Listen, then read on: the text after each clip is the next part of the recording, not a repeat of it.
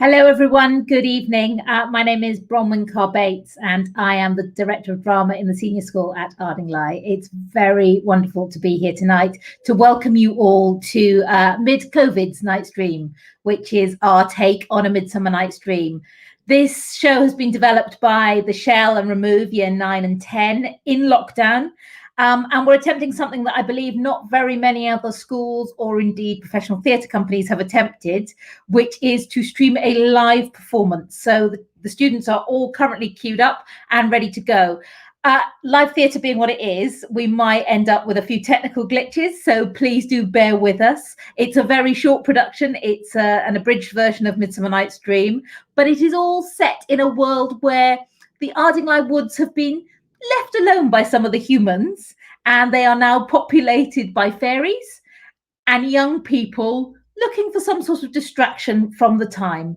I really hope you enjoy the show. It's been a wonderful process working with the young people, and I'll see you again at the end. Thank you very much. Enjoy MIDCOVID's Night's Dream.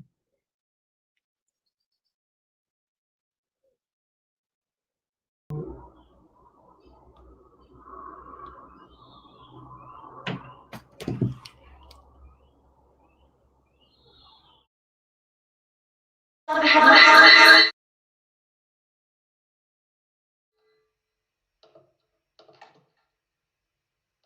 fair Hippolyta, our nuptial hour draws on apace. For happy days bring in another moon, but me thinks how slow this old moon wanes. She lingers my desires, like to a stepdame or a dowager, long withering out a young man revenue.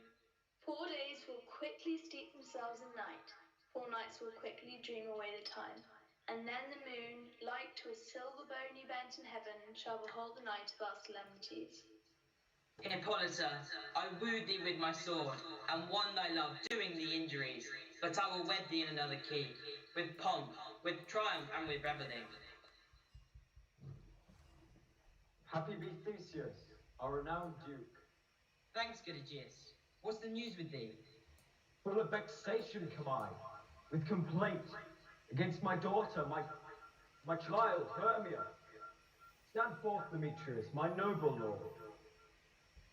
This man hath my consent to marry her. Stand forth, Lysander, and my gracious duke. This man hath bewitched the bosom of my child. Thou, Lysander, thou hast given her rhymes, and interchanged love tokens with my child. Thou hast by moonlight at her window sung, with feigning voice, verses of feigning love, and stolen the impression of her fantasy. With bracelets of thy hair, rings, gauds, conceits, knacks, trifles, nosegays, sweetmeats, messengers, of strong prevailment in unhardened youth. With cunning hast thou filched my daughter's heart, turned her obedience, which is due to me, to stubborn harshness, and my gracious duke. Be it so she will not hear before your grace, consent to marry with Demetrius, I beg the ancient privilege of Athens. As she is mine, I may dispose of her, which shall be either to her death or to this gentleman.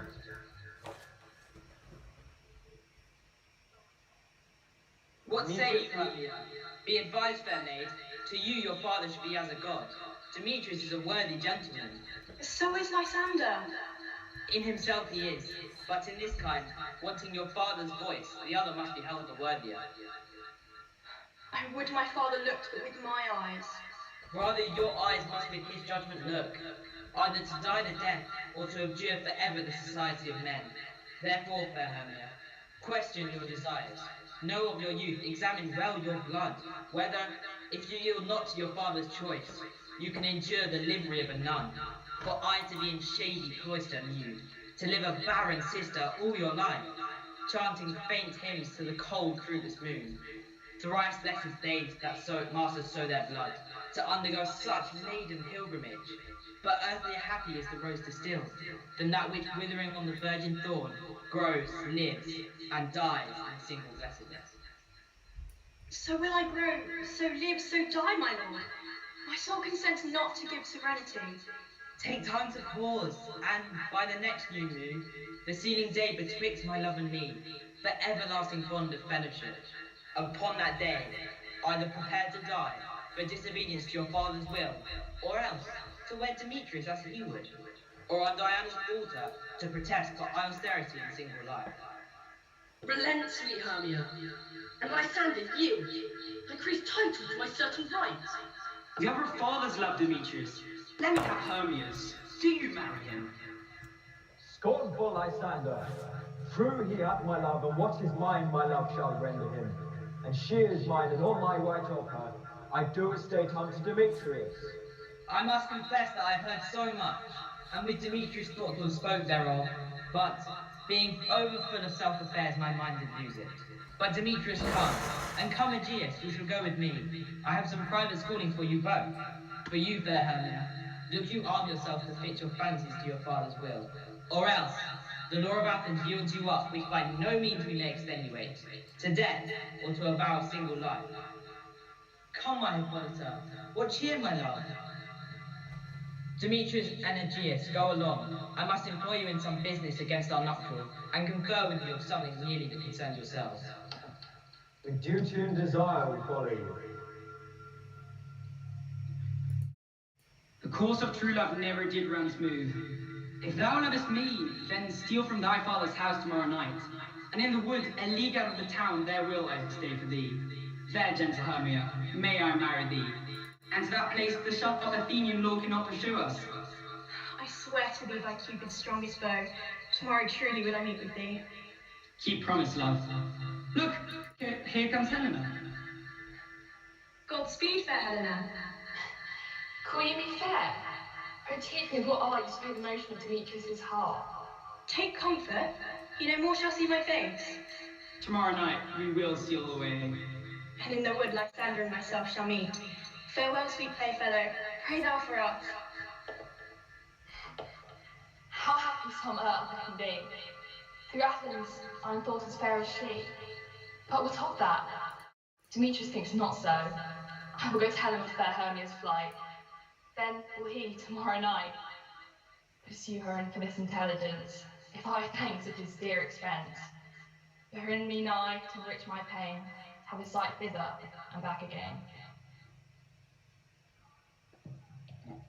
So, as mere mortals you may not know, they most certainly don't know they don't know much. Don't be rude, master, they're our guests. As I was saying before I was interrupted, as you mortals may not know, there is magic in the Ardingly woods, and our young lovers are about to get caught up right in the middle of it. And so are these aspiring actors. Quick, let's go.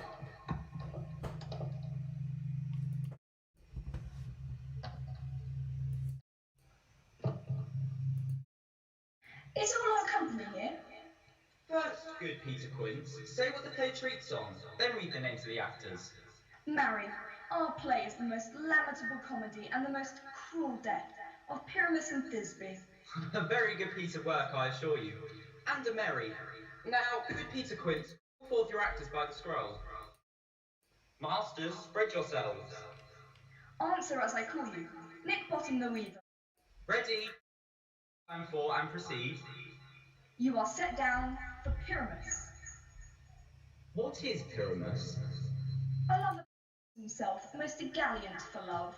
Francis Flute? Here, Peter Quince! Flute, you must take Thisbe on you. What? Oh no, can we not play a woman? I have a beard! Coming. Let me play Thisbe too. No, you must play Pyramus, and Flute you Thisbe. Starveling?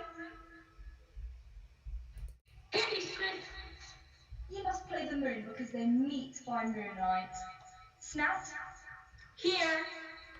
You are the wall through which the lovers must whisper. And Snug?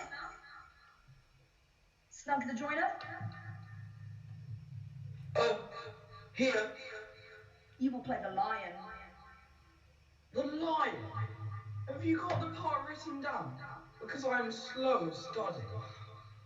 You won't need it written down because it's nothing but roaring. Let me play the lion too. I will roar, for I will make the Duke say, let him roar again. You can play no part, but pyramids. Here are your parts. I entreat you to learn them by tomorrow night. Meet me at the Duke's Oak in the Palace Wood by moonlight, and there we will rehearse.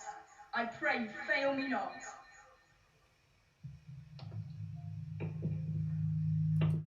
So here we are, the King and the Queen of the Fairies. Our King and Queen. And they're having a mother of all arguments. We better look busy. Ill met by moonlight, proud Titania. What, jealous Oberon? Fairies, skip hence. I have forsworn his bed and company. Tarry, rash wanton, why should Titania cross her, Oberon? I do but beg a little changeling boy to be my henchman. Set your heart at rest. The fairyland lies not the child of me. Give me that boy! Not for thy fairy kingdom. Fairies away. Well, go thy way. Thou shalt not from this grove till I torment thee for this injury. My gentle pup, come hither. Fetch me that flower, the herb I showed thee once. The juice of it on sleeping eyelids laid will make a poor man or woman madly dote upon the next live creature that he sees. Fetch me this herb. I'll put a gun around the oven in 40 minutes. Having once this herb, I'll watch Titania when she sleep and drop the liquor of it in her eyes. The next thing she, waking, looks upon, be it on lion, bull, wolf, or bear, or nedding monkey, or on busy ape, she shall pursue it with the soul of love. But who comes here? I'm invisible, and I shall overhear their conference. I love thee not, therefore pursue me not. Where is Lysander and fair Hermia? Hence get thee gone, and follow me no more. I am your spaniel, and Demetrius, the more you beat me, I will fawn on you. Use me but as your spaniel, spurn me, strike me, neglect me, only lose me, give me leave, and worthy as I am to follow you. I am sick when I do look on thee. And I am sick when I look not on you. Let me go, or if thou follow me, do not believe, but I shall do thee mischief in the wood. We should be wooed, and we were not made to woo. Fare thee well, nymph. Ere he do leave this grove, thou shalt fly him, and he shall seek thy love. I know a bank where the wild thyme blows, where oxlips and nodding violet grows, quite overcanopied with luscious woodbine, with sweet musk roses and eglantine. There sleeps Titania, some hour of the night.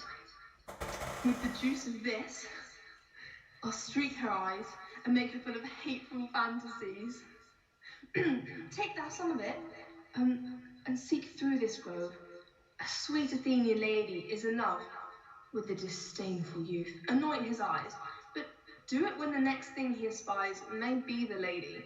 Thou shalt know the man by the Athenian garments he hath on. Fear not, my lord, your servant shall do so.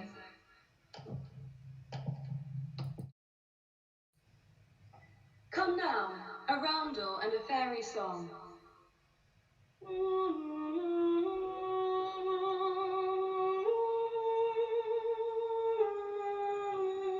Spotted snakes with double tongues, the hedge which we not see, eats of blind ones.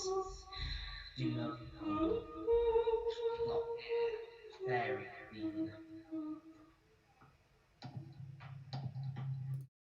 Weaving spiders, come not here. Hence, you long-legged spinners, hence. Beetles black, approach not near. Worm nor snail, do no offence.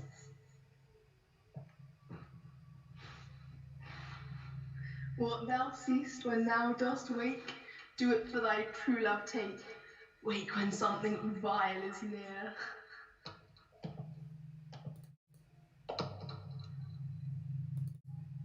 Well, rest us, Hermia, if you think it good. Be it so, Lysander.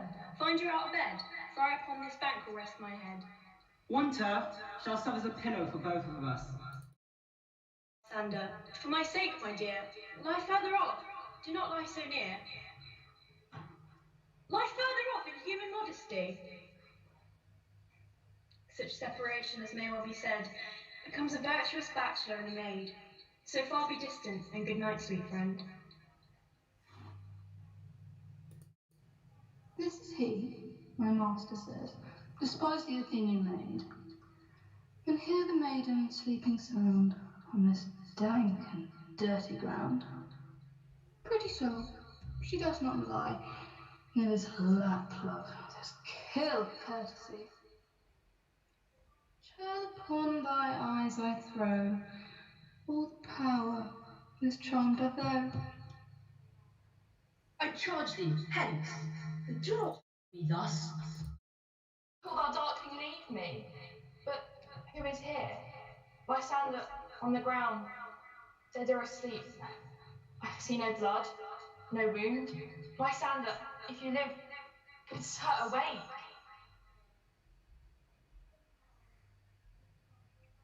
Not Hermia, but Helena I love, who will not change a raven for a dove.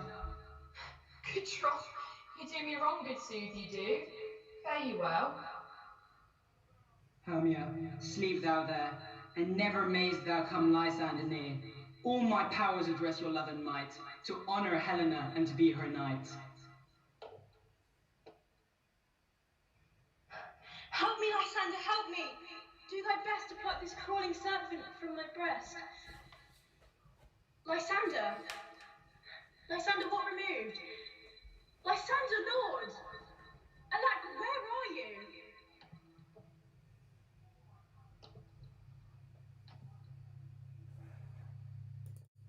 Are we all met? Here's a marvellous, convenient place for our rehearsal. Come, let's rehearse our parts. Pyramus, you begin. What hempen homespuns have we swaggering here? So near the cradle of the fairy queen? Thisbe, the flowers have odious savours sweet.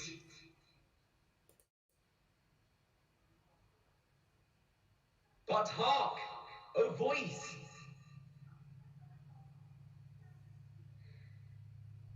Stay here a while, and by and by to thee I will appear.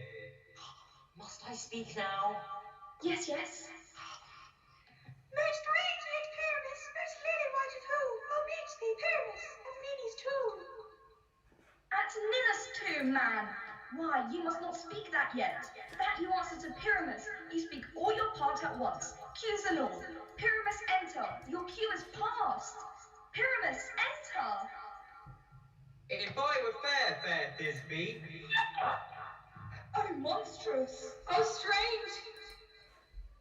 Pray, You master. wanted. Fly, masters, help. Why do they run away?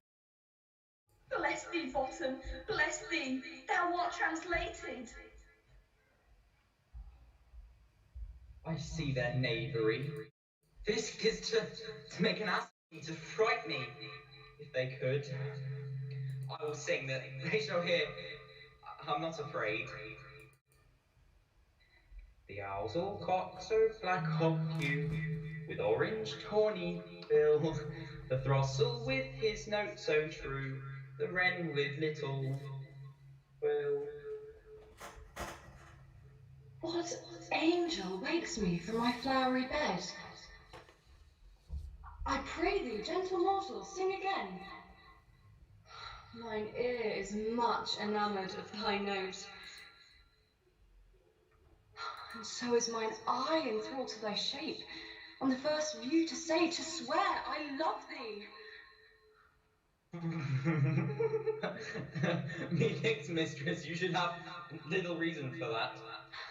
I am a spirit of no common rate. I do love thee. Therefore go with me. I'll give thee fairies to attend on thee. Peas blossom, cobweb, moth and mustard seed.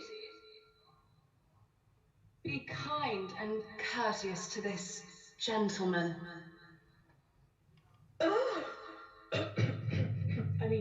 Hail, mortal. Come, wait upon him. Lead him to my bower.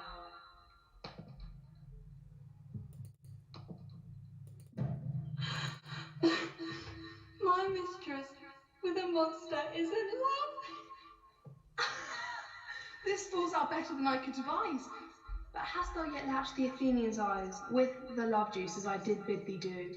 I took him sleeping, that's finished too. Stand close, this is the same Athenian.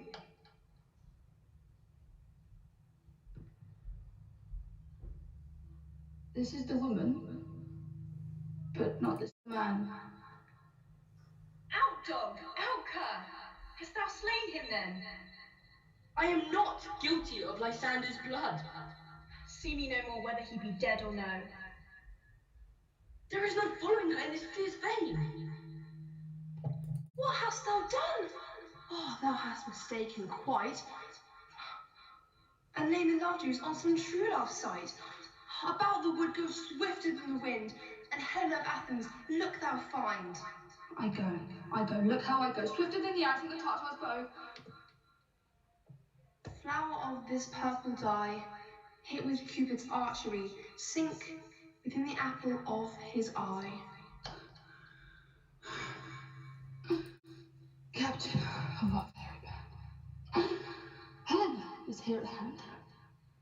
The heathen stood by me, pleading for a lover's fee. Stand aside. The noise they make will cause Demetrius to awake. Why should you think I should woo in scorn? You do advance your cunning more and more. Oh, Helena! Goddess, nymph! Perfect! Divine! O spite of hell! I see you're all bent, set against me for your merriment. You both are rivals in love, Hermia, and now both rivals to mock Helena. Lysander, keep thy Hermia. I will none, if ever I loved her. All that love is gone. Now Helena is home returned. Helena, it is not so. Look where thy love comes from. Yonder is thy dear. Lysander, why unkindly didst thou leave me so? Why seekst thou me? Could not this make thee know the hate I bear thee may leave thee so? Hate me? Why? Am I not Hermia? Are you not Lysander? I, by my life, I never did desire to see thee more. I do hate thee, and love Helena. You juggler! You canker blossom! You thief of love! Have you no modesty? No maiden shame, you puppet, you. Puppet! Now I perceive she hath made compare between our statures. How low am I, thou painted maypole? Speak! How low am I? Am I not yet so low but that my nails can reach unto thine eyes? Let her not hurt me. She was a vixen when she went to school. Let me come to her. Get you gone, you dwarf! You mistress. All this coil is long of you. Your hands and mine are quicker for a fray. My legs are longer, though, to run away. Lord, what fools these mortals be! This is thy negligence. Still thou mistakest, or else committed thy knaveries wilfully. Believe me, King of Shadows, I mistook. Thou seest these lovers seeking a place to fight. Hie therefore, Robin, overcast the night. Lead these testy rivals so astray, as one come not within another's way. Then crush this herb into Lysander's eye. I'll to my queen and beg her changeling boy, and then I will her charmed eye release from monster's view, and all things shall be peace.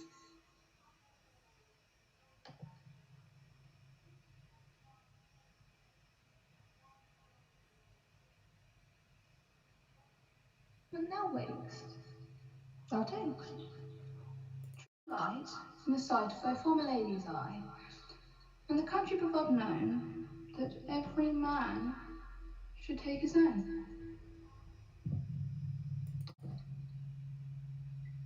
Sweet love, what would you like to eat? Some oats, some peas perhaps. Oh, but I pray you, let none of your people stir me. I have an exposition to sleep come upon me. Sleep thou, and I will wind thee in my arms. Oh, how I love thee, how I dote on thee. Now I have the boy. I will undo this hateful imperfection of her eyes. Well, be as thou wast wont to be, see as thou wast wont to see. Wake you, my sweet queen. My Oberon, what visions have I seen? Methought I was enamoured of an ass. There lies thy love. Ah! Puck, take off this head. Come, my queen, take hands with me.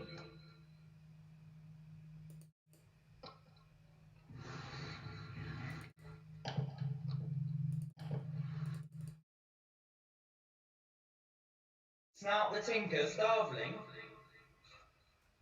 They've gone and left me asleep.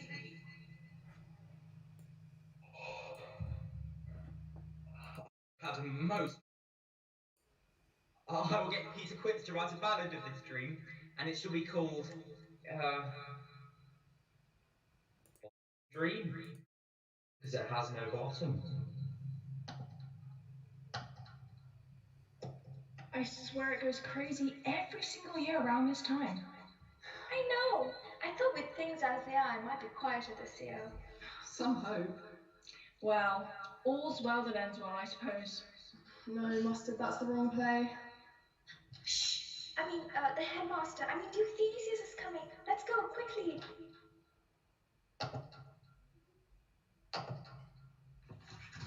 But soft, what nymphs are these?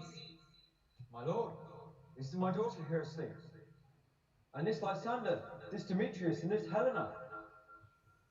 Go bid the huntsmen, wake them with their horns.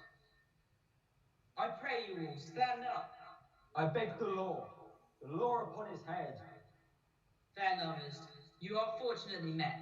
Aegeus, I will overbear your will. For in the temple, by and by, with us, these couples shall eternally be knit. Away with us, to Athens, 3 and 3, we'll hold a feast in great solemnity. These things seem small, like far-off mountains. Methinks I see these things with parted eye when everything seems double. So methinks. Are you sure that we're awake? Was the Duke not here? And he did bid us to follow him to the temple. Why, then we are awake. Let's follow him and tell our dreams on the way.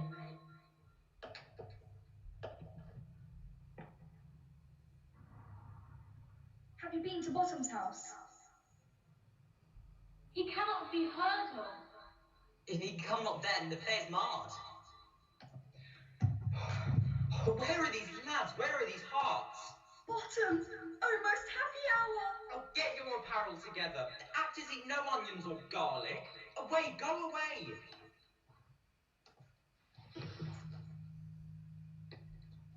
Let us see the play. Let me present to you our show, the tragic story of Pyramus and Thisbe. This man is Pyramus, and this is beautiful Thisbe. This man doth present war. This man with lantern as moonshine. This man the grisly lion.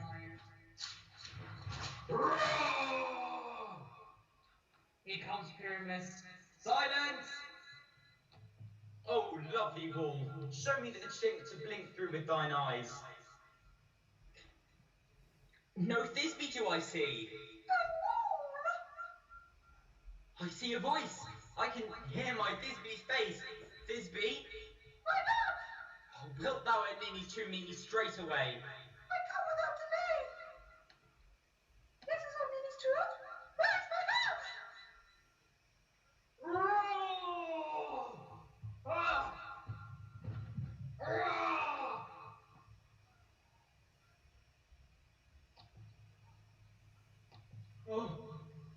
Oh, what dreadful goal is here? Eyes do you see? Oh, come tears, my love is dead. Out sword and wound the babbled Pyramus. Thus die I, thus. Oh, my soul is in the sky. Oh, die, die, die. Die.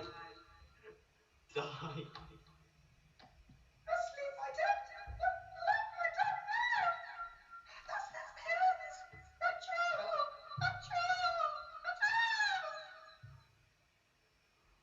No epilogue, I pray you.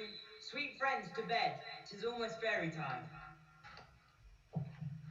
Through this house give glimmering light. Hand in hand with fairy grace, we will sing and bless this place. Now until the break of day, through this house each fairy stray. To the best bride bed will we, which by us shall blessed be. Trip away, make no stay, meet me all by break of day.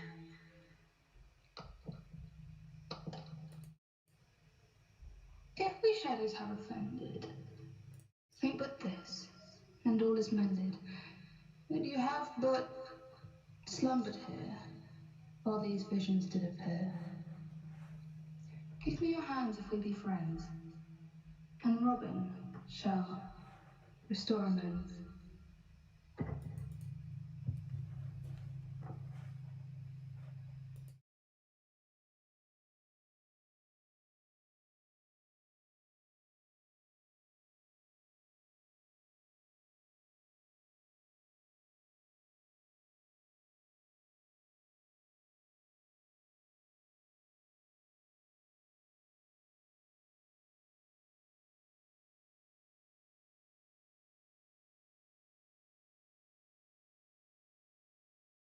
An international cast in the production tonight. We had Gustav phoning in from France, and about 5 minutes before the show kicked off, his internet went down entirely. We also had Adya joining us from India. So it's a really international and fully committed production there. And I just want to say a few words before we finish about how important theatre is in these days. I think it's something that's slightly been forgotten in the coronavirus, and it's very hard for performance to go on in the professional world. But I think it brings so much to the kids, so much to the students. They get so much joy out of it. And I know that these guys have been absolutely wonderful and so committed to rehearsals and so playful and so brave at taking on a Shakespeare, even in a very shortened form. So I want to pay a massive tribute to them. And also, it's really brave to do something like this live. And as you saw, we do hit technical difficulties. So a massive thank you to you for joining us as our audience. Please go on supporting the theatre, both at schools and out in the wider world. And we hope to see you next week, next Tuesday, for our screening of The Wipers Times, which was the production that we managed to get in under the radar about 12 hours before lockdown. Thank you so much for joining us, and enjoy your weekend. Bye for now.